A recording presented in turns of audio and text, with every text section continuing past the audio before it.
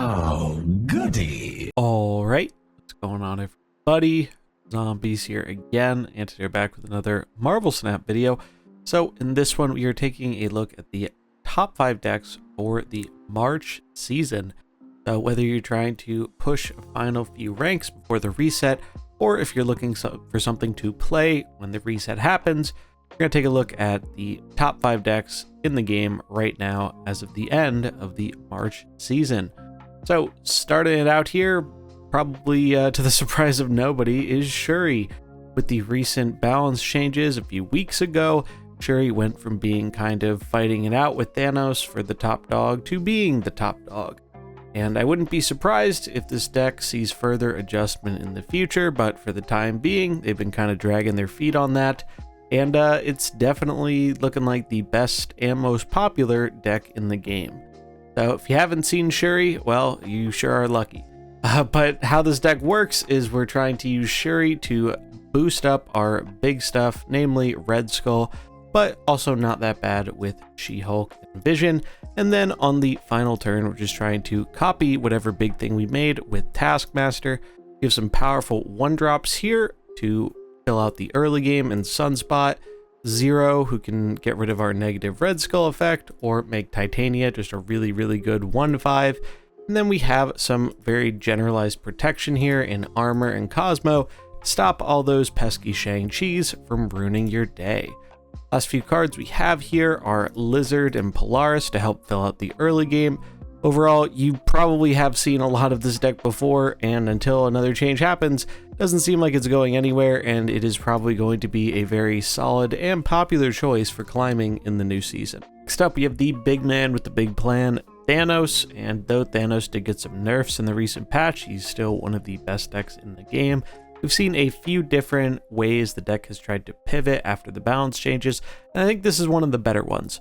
So we still have Lockjaw in order to cheat out a bunch of our high cost cards such as Doom, Odin, Arrow, Magneto, and obviously Thanos himself, as well as things like Death and She-Hulk. But we're mainly using these stones to do that. We're also using our stones as Death fodder, blowing them up with our own Killmonger to make Death cheaper, so we can cheat her out with things like Wave.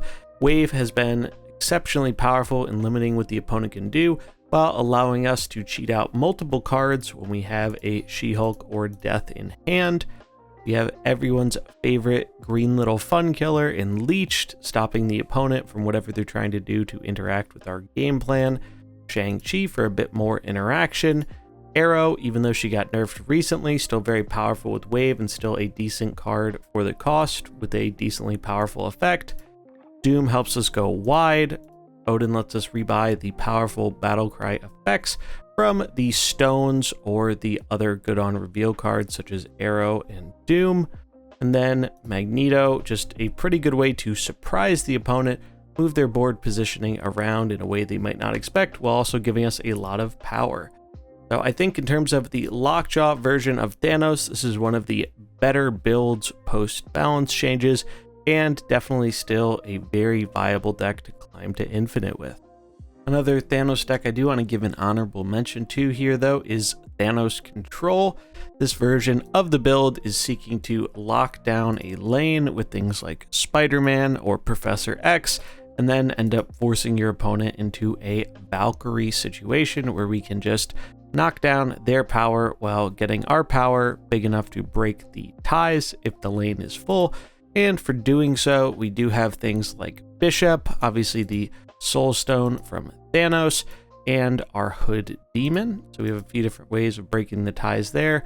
Other than that, this is just a more control-oriented deck. So we have things to remove their big threats, Daredevil to make our Spider-Man or Professor X a whole lot better, and Beast to rebuy some of our very powerful on-reveal effects. Next up, we have one of my favorite decks and one of the more budget-friendly options, and that is Sera Control.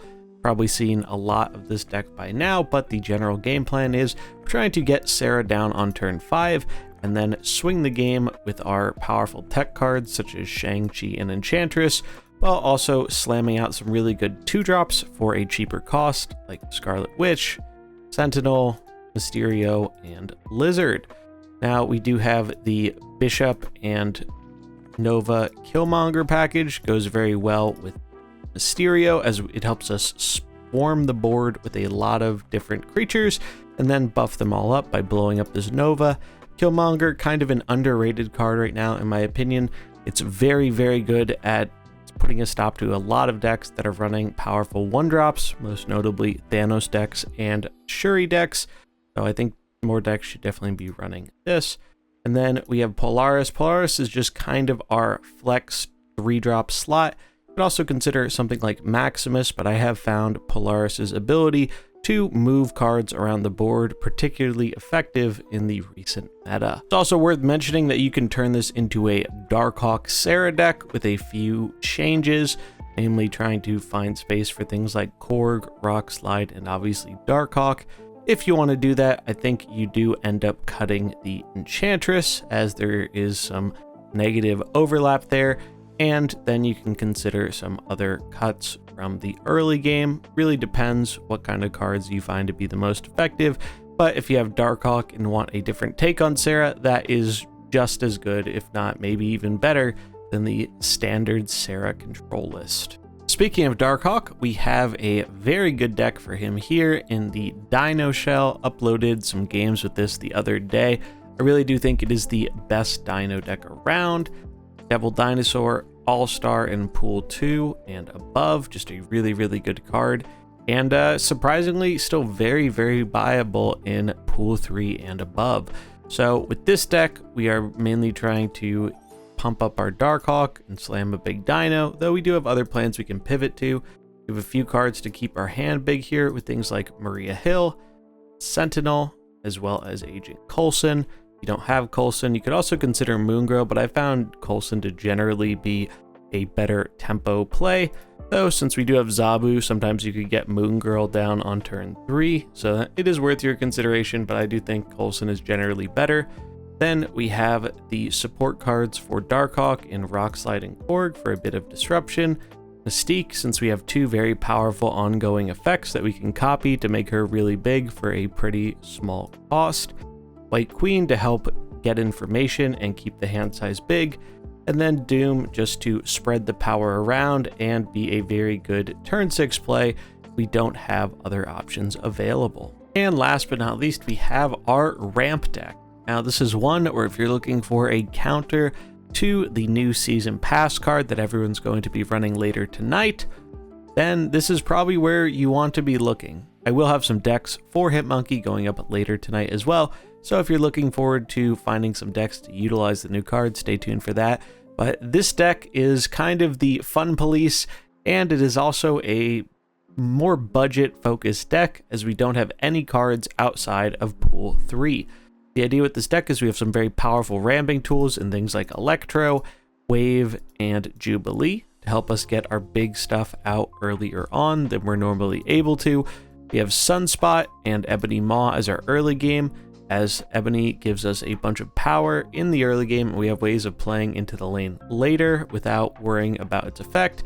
And since we're floating a lot of mana in the early game, and sometimes we'll have a mana left over, Sunspot really, really good as our other early game drop. Then whole rest of the curve is 5 and above. Leech to turn off all the annoying stuff your opponent might try and do to stop the powerful stuff you're doing. Sandman to limit the opponent to 1 card a turn. I think this is going to make Hitmonkey very, very sad, and we're going to see more of it because of him. Arrow, who even though she did take a nerf recently, is still good under the Sandman or Wave effects. Dr. Doom, so we can go wide, which is particularly good when we're limiting the opponent to playing 1 card a turn. Odin to rebuy our powerful on reveal effects, such as Arrow and Doom. Chavez for a bit more consistency in getting our ramp cards early on and being a nice pull from Jubilee.